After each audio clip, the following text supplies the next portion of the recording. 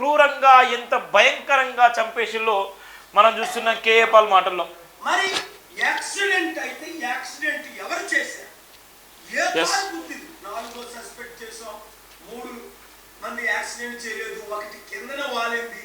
ఏమని మాట్లాడుతున్నారు? అసలు మీరు మందు తాగి మాట్లాడుతున్నారా?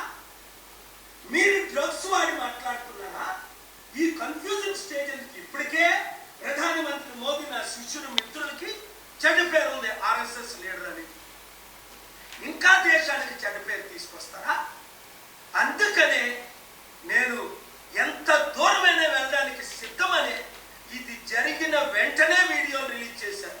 సామ, దాన, భేద 3 రకాల వీడియోలు. మీరు స్పందించట్లేదు. అందుకనే ఆ స్పాట్కి వచ్చాను, హత్య జరిగిన స్పాట్కి, ఫ్యూనరల్కి వచ్చాను. పోస్ట్ మార్టం డాక్టర్లతో మాట్లాడుకుంటున్నాను. మీరు ఒప్పుకున్నారు. విడిచిపెట్టేది లేదు. అన్యాయం ఎవరికి జరిగిన ఒక క్రైస్తవ పాస్టర్ ఖురాన్ బర్న్ చేసినప్పుడు ఖండించాను. ఒక హిందూ రాముడు కరోనా ప్రియుడని ఒక క్రిస్టియన్ యాక్టర్ మాట్లాడినప్పుడు దీన్ని నేను ఖండించాను. ఇప్పుడు మరి కోట్ల మంది క్రైస్తవులకు అన్యాయం జరిగితే నేను సైలెంట్గా ఉండాలా? హిందువులారా, ముస్లింలారా, క్రిస్టియన్స్లారా, మానవత్వం ఉన్న ప్రతి ఒక్కరూ ఇలాంటి హత్యల్ని ఖండించండి, నాతో జాయిన్ అవ్వండి. సత్యం బయటకు వచ్చినంత వరకు సైలెంట్గా ఉండేదే లేదు. ఈ వీడియో చంద్రబాబు నాయుడు గారికి చేరినంత వరకు పవన్ కళ్యాణ్ నోరిప్పి మాట్లాడట్లేదే, దీన్ని ఖండించాలి కదా ఆయన. కనుక share this video with everybody. చూడండి, కేఏ పాల్ ఒక ఇంటెలిజెంట్. కేఏ పాల్ను కూడా ముద్దర వేసి కేఏ పాల్ను అవమానానికి గురి చేసినటువంటి మన తెలుగు రాష్ట్రాలు. ఈరోజు కేఏ పాల్ చెప్పినటువంటి వీడియోలో ఆయన వెనక వెంబడించినటువంటి వ్యక్తులు ఏ కారు తాగింది, ఏ కారు నెంబర్ ఏంది, ఆ కారు తాకిన ప్రదేశం ఎక్కడ, ఆ కారు ఎన్ని గంటలు తాకింది, ఏ సమయాన్ని తాకి, టోల్గేట్ నుంచే నేను వచ్చినట్టే చూస్తున్నాం. టోల్గేట్ నుంచి 4 కార్లు రయ్య పోయినని చెప్తున్నారు, తర్వాత లారీ పోయిందని చెప్తున్నారు. మరి ఆ కార్లో 4 కార్లు పోయినా 4 కార్లలో ఏ కారు తాకిందో కూడా చెప్పట్లేదు. ఆ కారు నెంబర్ ఎందుకు బయట పెట్టట్లేదు? ఆ కారు నెంబరు ఎందుకు బయట పెట్టట్లేదు? ఆ కారు ఒకవేళ అది ఏ కారు అయినా కూడా రేంజ్ రోవర్ లాంటి కారు కానీ లేకపోతే ఫార్చునర్ కార్ లాంటి వ్యక్తి కానీ అలాంటి కారు తాకితే అది అక్కడ పడుతుంది, అంత దూరంలో పడుతుంది, అంత వేగంగా. అవి ఉన్నటువంటి చిన్న కార్లు, అక్కడ పోయినటువంటి కార్లు కూడా ఆ 4 కార్లు కూడా బలమైనటువంటి కార్లు కాదు, బొలోరో వాహనం లాంటి కార్లు కాదు. అవి పోయినాయి కూడా చాలా కెపాసిటీ చిన్నగా ఉన్నటువంటి కార్లు. ఆ 4 కార్లు తాకితే అంత పెద్ద వేగవంతంగా పోయేటువంటి వ్యక్తి బండి ఆయన మీద ఆయన పడి చనిపోయి ఆయన ఫేస్కు ఆయనకి ఎక్కడ పడితే అక్కడ గాయాలయ్యి ఆయన ఒంటి మీద కాలుతో తన్నినటువంటి ఆ పాదరక్షం అడుగు ఎంత ఘోరాతంగా చంపిల్లు, ఆయన ఎంత భయంకరంగా చంపేసిల్లు, ఎంత బాధాకరం. నిజంగా కన్నీళ్ళు వస్తున్నాయి. నిజంగా చాలా బాధ అనిపిస్తుంది. ఒక వ్యక్తిని అంత దారుణంగా చంపేయాల్సిన పరిస్థితి ఏముంది? చాలా అంటే చాలా బాధ అనిపిస్తుంది.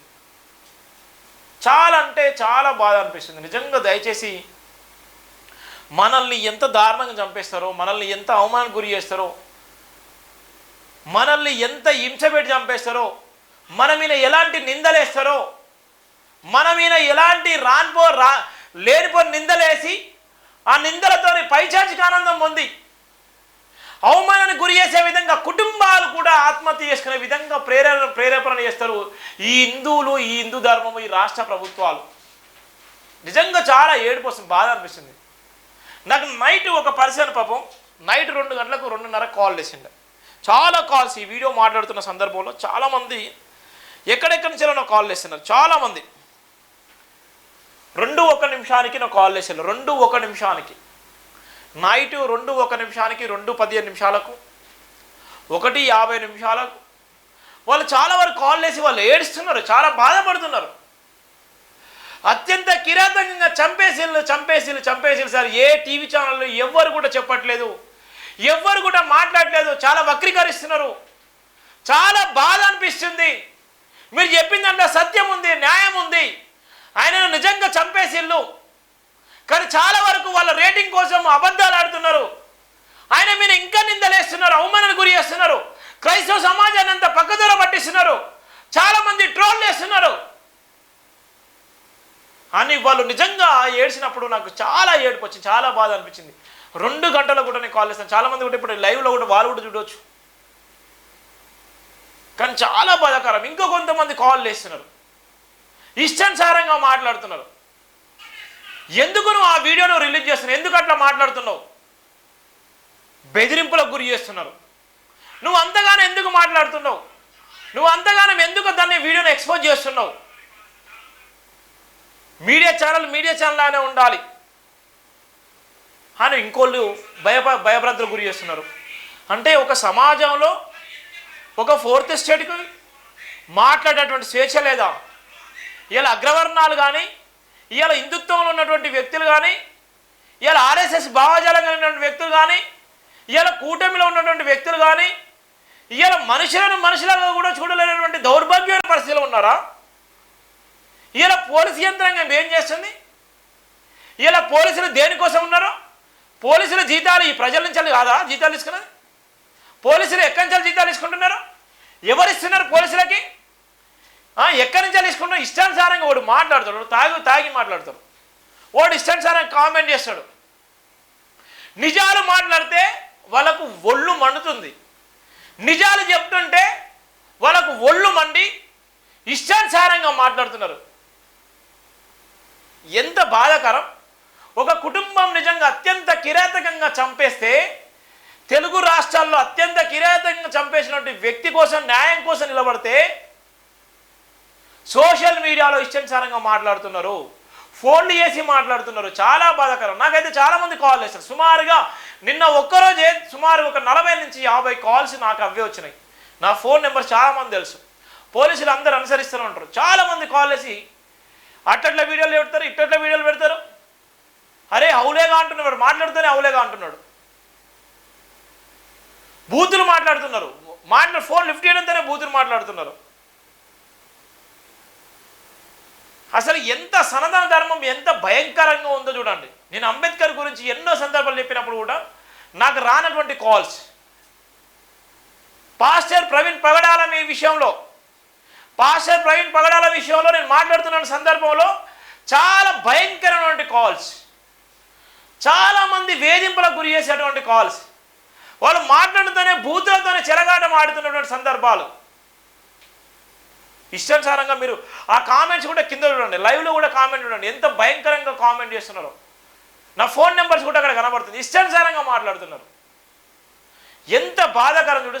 సత్యాన్ని మాట్లాడితే ఇవాళ వాళ్ళకు ఎంత మండుతుంది చూడండి. వాళ్ళు నిజంగా మరి వాళ్ళు ఏ జాతికి పుట్టినో నాకు అర్థం కాదు, ఎలాంటి జాతి నుంచి వచ్చిందో అర్థం కాదు, ఏ జాతికి చెందిన వాళ్ళు అర్థం కాని పరిస్థితులు ఉన్నారు. ఇంకెంతమంది చంపుతామో చూడండి అని వాడు హెచ్చరింపు చేస్తున్నారు. ఇంకెంతమందిని చంపుతావు చూడండి. హిందూ ధర్మం గురించి మాట్లాడే ఎవరైనా కూడా ఇలానే చనిపోతారు, ఇలానే చంపేస్తా అని చెప్తున్నారు. ఇంతకన్నా ఇంక ఎవిడెన్స్ ఏం కావాలి? ఇంత స్పష్టంగా వాళ్ళు మాట్లాడుతుంటే, ఇంత స్పష్టంగా రికార్డ్ చేస్తుంటే, ఇంత స్పష్టంగా వాళ్ళు కామెంట్ చేస్తుంటే, ఇంత స్పష్టంగా ఫోన్ చేసి బెదిరింపులకు గురి చేస్తుంటే ఇంతకన్నా ఇంకేం ఎవిడెన్స్ కావాలి? ఇది రాష్ట్ర ప్రభుత్వం నిర్లక్ష్యం కాదా? రాష్ట్ర ప్రభుత్వం ఆడుతున్నటువంటి డ్రామా కాదా? రాష్ట్ర ప్రభుత్వం ఆడిస్తున్నటువంటి ప్రధాన పాత్ర కాదా? రాష్ట్ర ప్రభుత్వం పాత్ర లేకుండానే ఎంత జరుగుతుందా? రాష్ట్ర ప్రభుత్వం పాత్ర లేకుండానే వీళ్ళందరూ మాట్లాడుతున్నారా? రాష్ట్ర ప్రభుత్వం పాత్ర లేకుండానే సోషల్ మీడియాలో ఫోన్ చేసి బెదిరింపులకు గురి చేస్తున్నారా? రాష్ట్ర ప్రభుత్వం పాత్ర లేకుండానే ఇవాళ ఉన్నటువంటి పోస్ట్ మార్టం చేసేటువంటి అధికారులు భయపడుతున్నారా? రాష్ట్ర ప్రభుత్వం ఆదేశాలు లేకుండానే సీసీ కెమెరా ఫుటేజ్లు ఇవాళ చిత్రీకరించి ఇవాళ బయట పెడుతున్నారా? ఎంత బాధాకరం, ఎంత దారుణము, ఎంత ఘోరాతి ఘోరంగా అవమానాలు గురి చేస్తున్నారు, ఎంత ఏలన చేస్తున్నారు.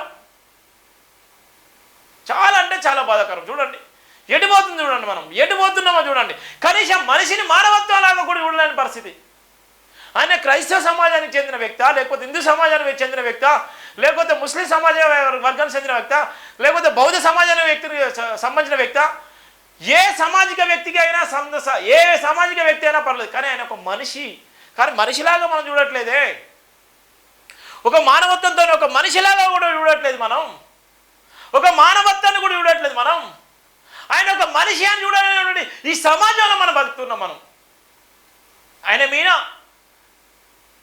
చనిపోయిన మీద ఇలా పేలాలు చల్లినట్టుగా, చనిపోయిన మీద డబ్బులు చల్లినట్టుగా ఇష్టానుసారం చేసుకో. కొంతన్నా మీ కుటుంబాన్ని గుర్తు చేసుకోండి. నీ కుటుంబానికి అలానే జరిగితే, నీ కుటుంబంలో అలాంటి వ్యక్తి చనిపోతే, నీ కుటుంబంలో నిజంగా ఒక వ్యక్తిత్వం కలిగినటువంటి కుటుంబం కానీ ఎవరైనా చనిపోతే, నీ కుటుంబం మీద మిగిలిన వాళ్ళు రాళ్ళేస్తే నీకు ఎంత బాధ ఉంటుంది.